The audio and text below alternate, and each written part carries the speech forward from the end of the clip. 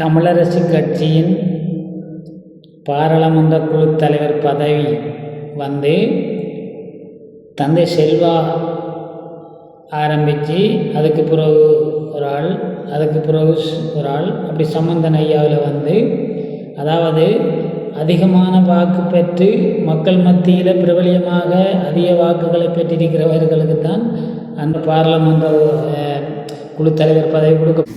அந்த வகையில் மதிப்புக்குரிய ஸ்ரீதரன் ஐயா பாராளுமன்ற உறுப்பினர் அவருக்கு அந்த ஓர்டர் அடிப்படையில் அவருக்கு வழங்கப்பட்டிருந்தது. அப்போ இது அவர் அநீதியாகவோ அல்லது ஒரு தட்டி பறிச்சோ எடுக்கவில்லை. ஓர்டர் அடிப்படையில், அதாவது யாருக்கு கொடுக்கணும், இதுக்கு பிறகு யாருக்கு, இதுக்கு பிறகு யாருக்கு என்ற அந்த ஒரு ஓர்டர் அதிகமான வாக்கு பெற்று மக்கள் பிரதிநிதியாக இருக்கிற ஒரு ஆளுக்கு அந்த வாக்கு கொடுக்கப்பட்டு அவர் அந்த இதில் தன் கடமையை சரியாக செஞ்சு கொண்டு வருகின்ற நேரம் அந்த பாராளுமன்ற குழு தலைவர் பதவியை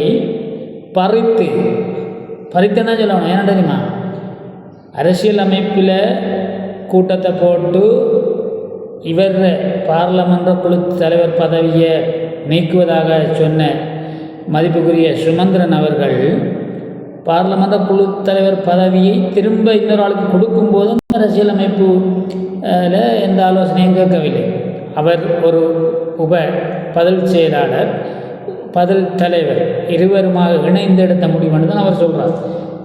ஒரு அரசியலமைப்பு சபை என்பது அதில் உள்ள அனைத்து பாராளுமன்ற உறுப்பினர்களிடமும் அந்த ஒரு ஆலோசனையை பெற வேண்டும். அந்த ஆலோசனையை பெற்றுத்தான் அந்த பதவியை வழங்க வேண்டும். ஆனால் எந்த விதமான ஆலோசனையும் பெறல, எந்த ஒரு இதுவும் இல்லை. தங்களோட ஒரு சுயநலம், சர்வாட்சி என்று சொல்கிறது, அதாவது மக்களாட்சியில் சர்வாட்சி, மக்கள் எந்த ஒரு கேள்வியும் இல்லாமல் பறித்து மதிப்புக்குரிய பாராளுமன்ற உறுப்பினர் சாணக்கியன் அவர்களுக்கு இதை வழங்கியிருக்கின்றார்கள்.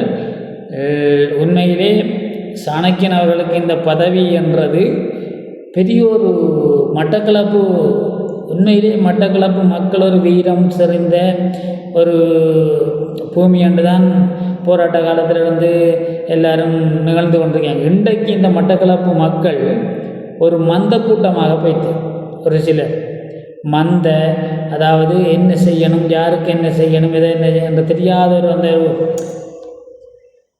தேசியத்தில் ஊறி ஒரு மென்டாலிட்டியான ஒரு சிந்தனையில் அந்த மக்கள் போய்த்துன்னு தான் நாங்கள் சொல்கிறோம். ஏனெண்டா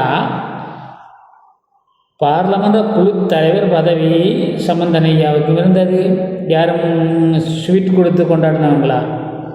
ஸ்ரீதரன் ஐயாவுக்கு இருந்தது. யாரும் ஸ்வீட் கொடுத்து கொண்டாடினவங்களா?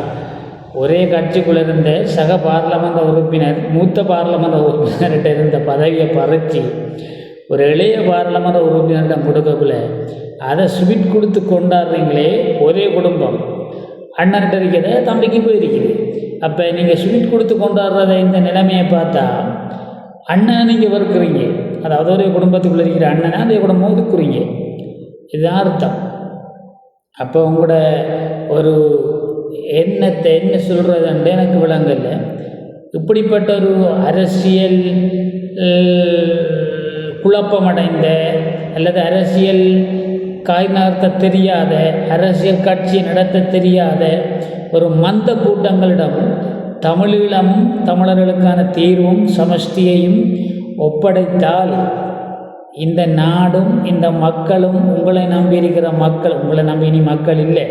ஏனென்றால் 22 பாராளுமன்ற உறுப்பினர்களை கொண்டு, பிறகு 10 பாராளுமன்ற உறுப்பினர்களை கொண்டு, இன்றைக்கு வெறும் 8 பாராளுமன்ற உறுப்பினரோடு இருக்கீங்க. அப்படியும் கூட படி குறைஞ்சி தாம்பரத்திலேயே ஏறின மாதிரி காணல.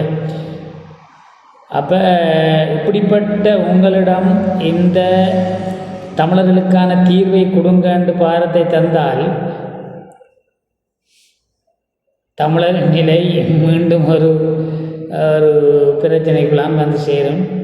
உண்மையிலே தமிழன் என்று சொல்லி இதை நான் வெளியிடுறதுக்கு வெட்கமாக இருக்குது. ஆனாலும்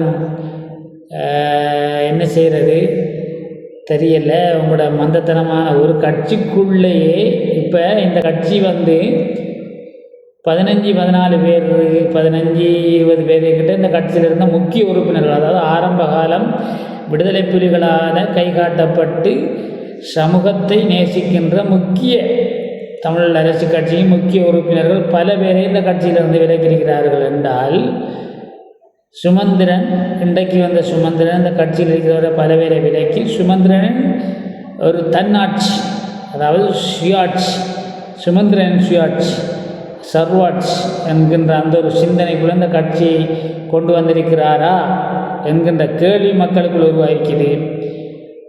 உண்மையிலே இனி இந்த தமிழ் அரசு கட்சி, வீட்டு சின்னத்தை தாங்கி வரும் தமிழரசு கட்சிக்கு வாக்களிக்கின்ற தமிழர்கள் உண்மையிலே துரோகி என்றுதான் சொல்ல வேண்டும்.